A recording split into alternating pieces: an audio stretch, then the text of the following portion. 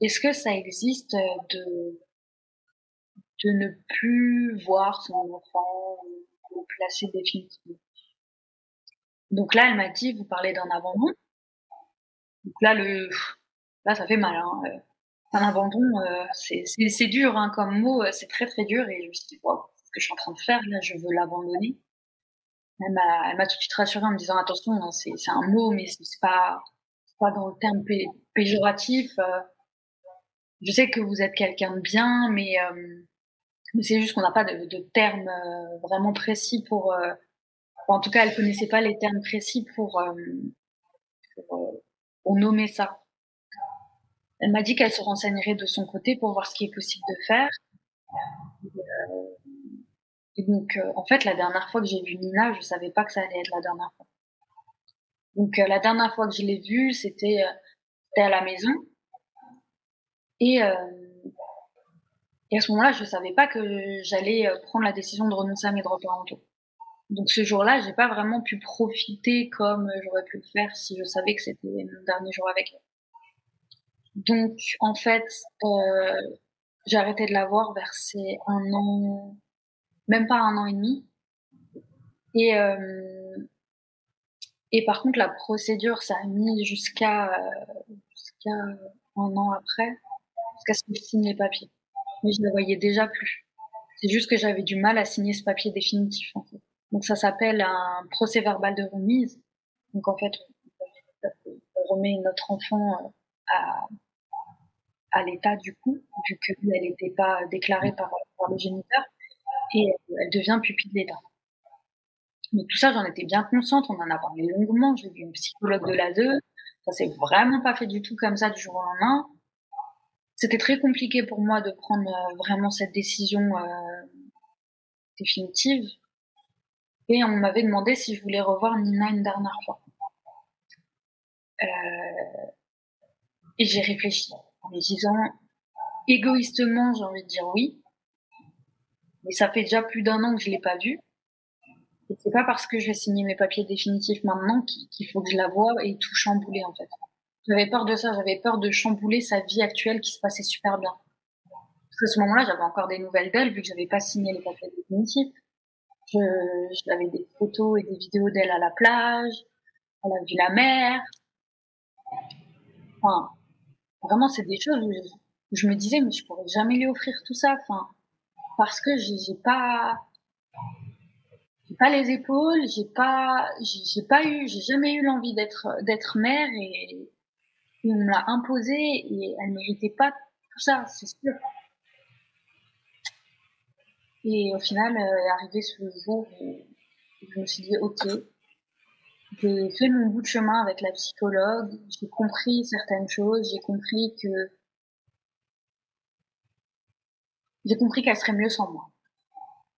Et j'ai compris que je pourrais pas continuer à me forcer, si c'est pour reproduire ce que mes parents ont fait avec nous, en tout cas ma mère, c'était hors de question. On sait jamais ce qui peut se passer, si on est fatigué ou si on a un trop plein d'émotions. Moi, j'avais peur, au vu de ce que j'ai vécu, de reproduire la même chose. Donc je me suis dit, ouais, la meilleure vie que je puisse lui offrir, c'est celle-là en fait, d'être dans une famille saine, aimante et, et qui savent lui offrir ce qu'il y a de mieux pour elle en fait. Donc ça m'a fait du mal, hein. Mais j'ai pas pris cette décision à la légère en tout cas. T'as mûrement réfléchi cet acte-là et tu l'as réfléchi comme un acte d'amour finalement. Ouais, c'est ce que j'arrive à me dire maintenant, mais au début c'était difficile, hein. C'était que de la culpabilité. Je pense qu'au fond j'aurais toujours une petite part de culpabilité.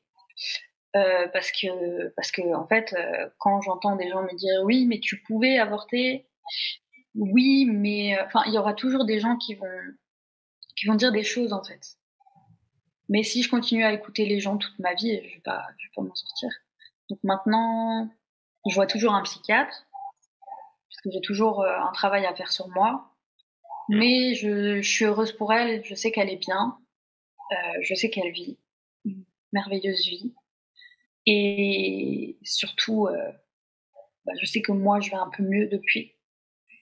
Et je trouve ça important que, oui, qu'on priorise l'enfant, mais que nous, en tant qu'adultes aussi, on se fasse pas violence, j'ai envie de dire, en faisant des choses qu'on n'a pas envie de faire. Et donc là, en janvier 2023, j'ai fait ma ligature des trompes pour plus avoir d'enfant du tout. Et parce que c'est une des premières décisions par rapport à mon corps que j'ai pu prendre toute seule. Et ça m'a fait vraiment du bien.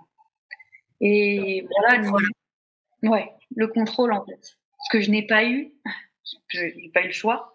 Mais là, j'ai eu le choix et donc ça a été aussi quelque chose que j'ai mûrement réfléchi, bien sûr. Mais le soulagement, quoi. Quand je l'ai fait, le soulagement, et aujourd'hui encore, je suis soulagée. Ma fille, ce sera toujours Nina, mais il n'y aura pas d'après. Dans mon cœur, je dis toujours ma fille, c'est bizarre. Mais je sais qu'il n'y aura pas d'autres enfants.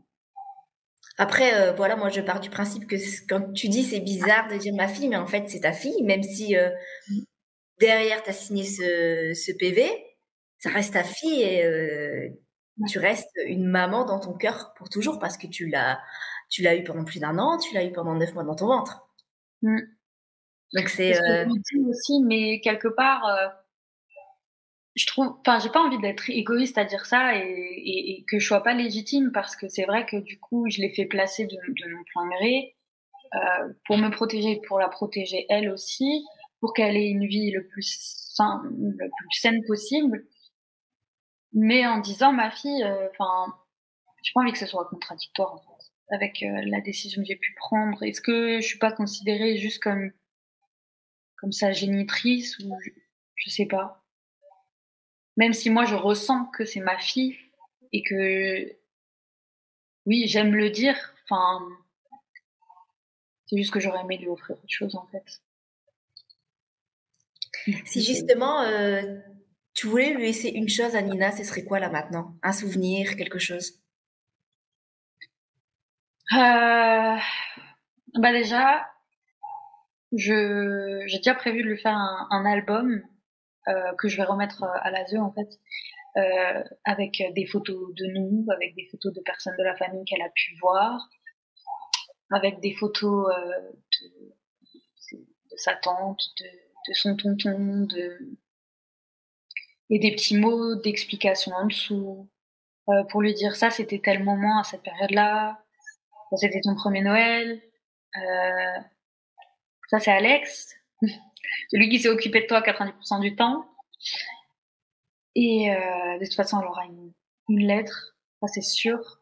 Mais je sais pas, j'aimerais j'aimerais pas le faire sur une feuille en fait. J'aimerais le faire d'une façon différente, comme dans un livre, mais qui lui appartiendra qu'à elle, parce que c'est vrai que j'ai fait un livre là dans la vraie vie, mais c'était surtout pour sensibiliser, dire aux femmes de s'écouter, surtout de ne pas se laisser emporter par les dires de la société, ou si vous savez que vous n'avez pas envie de quelque chose, ne vous forcez pas.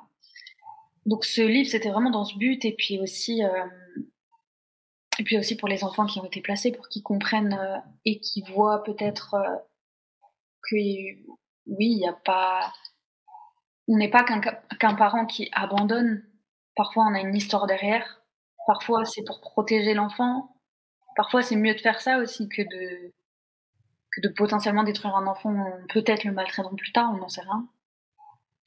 Mais pour Nina, elle aura un bon dossier en béton où je lui dirai des mots que je ne dis pas quand je suis en interview, que je ne dis pas dans mon livre, parce que je sais que moi j'ai besoin et elle aura besoin d'avoir des choses qui lui appartiennent.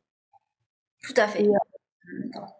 Et pour la petite histoire, du coup, quand elle était petite, elle avait perdu une première fois son doudou.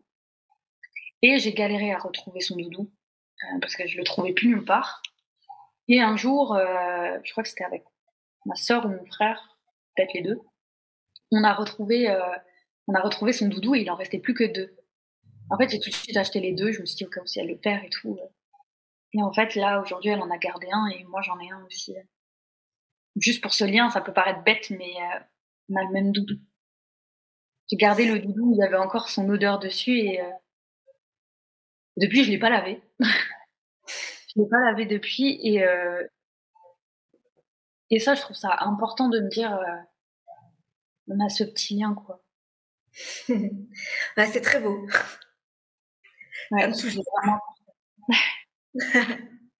Désolée. Je Moi, je pensais pas que ça allait me toucher autant, mais merci pour cette belle émotion que tu partages. Merci à toi de faire tout ça parce que vraiment, pour moi, c'est l'interview la plus importante que j'ai pu faire jusqu'à maintenant. Merci. Vraiment,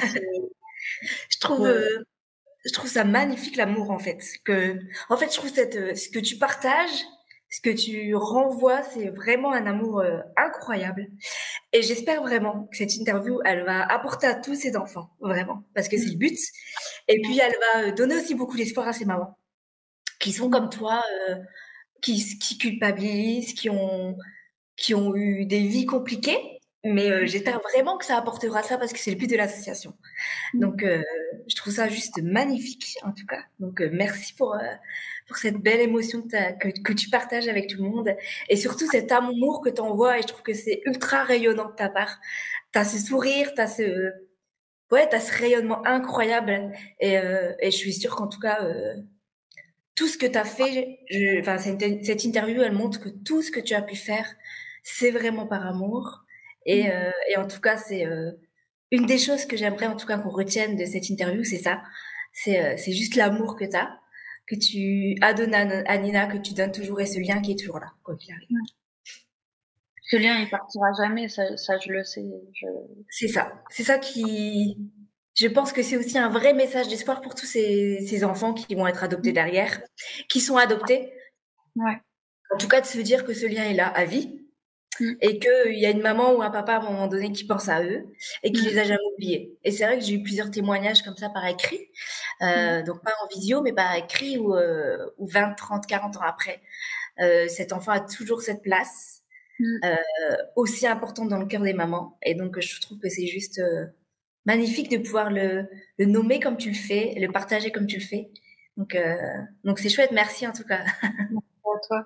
Mais je trouve surtout très important aussi de dire, parce que j'ai eu beaucoup de messages aussi d'enfants placés, d'enfants qui ont été adoptés, ou de parents qui ont aussi eu une vie compliquée. Mais surtout pour les enfants, en fait, en tout cas pour Nina, je sais que j'accepterai son choix quoi qu'il arrive. Parce que je me suis préparée au fait qu'elle peut lire son dossier et se dire que ça lui suffit, ne pas avoir envie de me rencontrer en fait. Mais ça changera jamais rien à ce que je ressens pour elle aujourd'hui. Mais je suis prête à tout ça. Je suis prête au fait de me dire que si elle voudra me rencontrer, ce sera ok. Si elle aura besoin de plus d'explications, ce sera ok. Si elle aura besoin de me hurler dessus, ce sera ok. Si, peu importe, toutes les émotions de tous les enfants sont légitimes en fait. Et quoi qu'il arrive, c'est pas de leur faute. Tout à fait. Et ça, c'est important, ce message que tu transmets de c'est pas de leur faute, parce qu'ayant travaillé et accompagné pendant 15 ans des enfants adoptés, je l'ai très, très souvent entendu. Donc, je trouve que ce message d'espoir est ultra important à passer pour que eux aussi n'aient pas l'impression que c'est pas qu'on ne les aimait pas. C'est qu'il y a toute une histoire de vie autour. Il y a toute une histoire chez le papa ou la maman, ou les deux, qui a fait qu'à un moment donné, cet acte d'amour a dû être posé. Mais c'est pas un manque d'amour en tout cas, et c'est pas de leur faute du tout. Donc merci aussi de partager ça. Merci à toi pour tout. Comment tu souhaiterais justement toi être comprise ou vue par les autres?